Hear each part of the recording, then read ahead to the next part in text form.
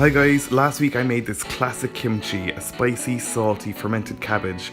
It's the national dish of Korea and it's so flavoursome and fantastic on meat and fish. I also made this radish kimchi with the leftover radish. The link to that video is in the description below. So start off with 2 Chinese cabbages and just cut the rough ends off them. Then cut about 10 centimeters across the base of the cabbage and gently pull the cabbage apart. Make another 10 centimeter incision across the base of each half, but don't pull them apart yet. And repeat this for the second cabbage head. Now these all need to be washed really well, so take them over to your sink. Now wash each cabbage half really well in cold water and make sure to get right in between the leaves. Next, these will need to soak in salty water. How much water and salt depends on the dimensions of the pot it's soaking in, but I would add 50 grams of table salt per litre of water. I'm adding a third litre of water here, so we'll add 150 grams of table salt. Now whisk it up to help it dissolve. You'll know that all the salt has dissolved when the water goes from cloudy to clear. Now sprinkle each cabbage half with a good amount of sea salt flakes. You'll need to pay particular attention to the base where the leaves are thicker and make sure you get right in between each leaf as well. Once they're all generously salted, go ahead and put them cut side down into the salty solution. Press them down, making sure that any trapped air bubble is released. You can weigh them down with something if you'd like and leave them soak cut side down for 2 hours. In the meantime, make your porridge by adding 3 tablespoons of plain flour or glutinous rice flour to a saucepan and add 2 tablespoons of water.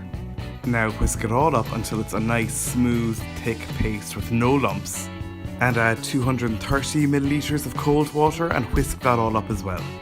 Now turn on the heat to high so that it comes to the boil while you whisk continuously. Once it's boiling and has become really thick, go ahead and take it off the heat and let it cool completely.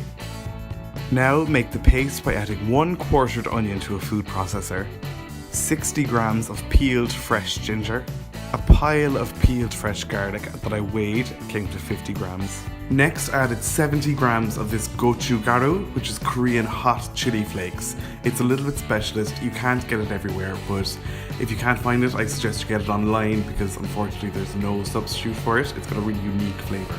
The first time I made kimchi, I used Indian chili powder and it was a disaster. It didn't get the right flavour at all and it was way too spicy, so try to get these, they're totally worth it.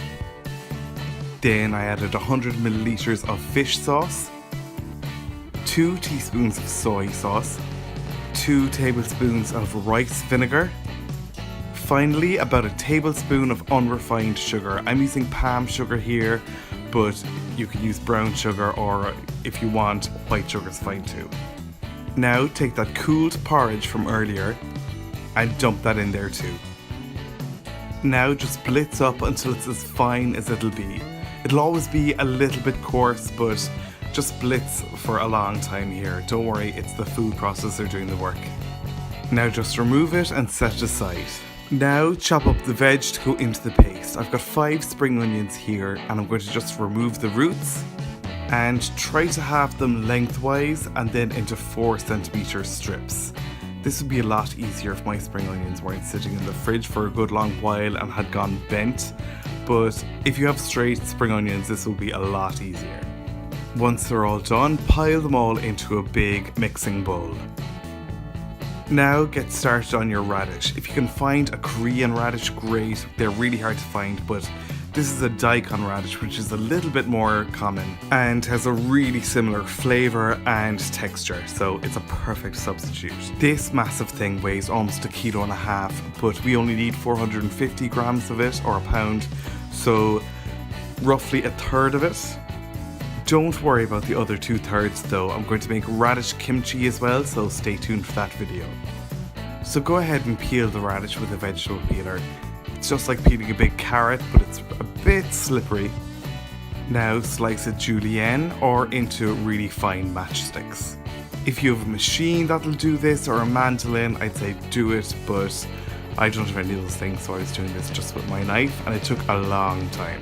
But the cabbage takes a long time to soak, so you can just take your time.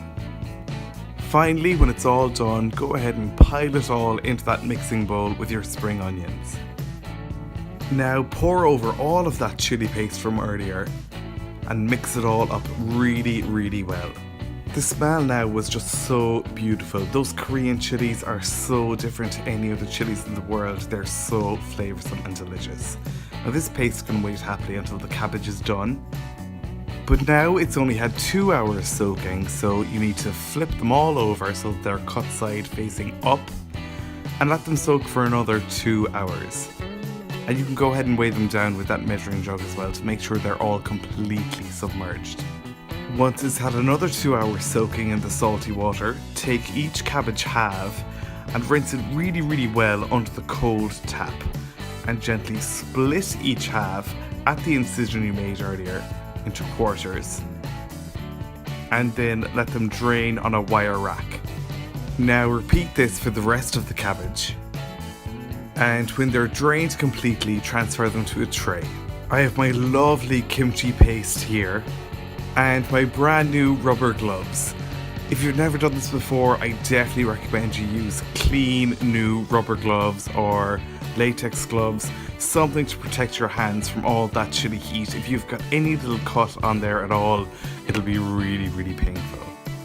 Now take a good fist of that kimchi paste and rub it all over the first cabbage quarter, making sure you get right in there between each leaf and rubbing it all over.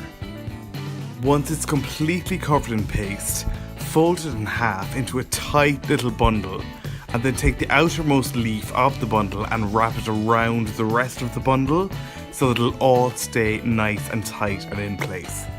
Then drop it into your airtight jar and continue going with the rest of the cabbage pieces.